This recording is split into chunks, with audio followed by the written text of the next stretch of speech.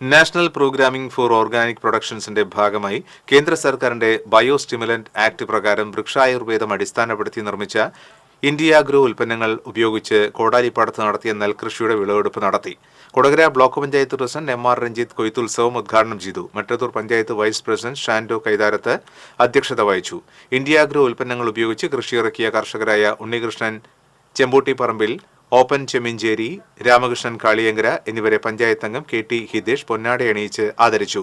പുതിയ രീതിയിലുള്ള ഓർഗാനിക് ഉൽപ്പന്നങ്ങൾ ഉപയോഗിച്ച് കൃഷിയിറക്കിയതിലൂടെ വിളവ് വർദ്ധിച്ചതായി കർഷകർ പറഞ്ഞു.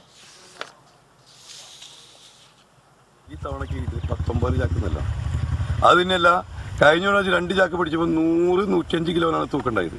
ഈ തവണ 2 ചാക്ക ഇന്ന് പിടിച്ച് തൂക്കം നോക്കിയപ്പോൾ 124-125 കിലോ ഉണ്ട്. 2 ചാക്ക് നെല്ലെടുത്ത് തൂക്കുന്നത്. അപ്പോൾ അതിൽ നെല്ലിന് തുടം നല്ല തുടം, അതായത് നെല്ല് നല്ല മണി, പിന്നെ പതിരില്ല, പതിര് വളരെ കുറവെന്നല്ല, പതിരില്ല.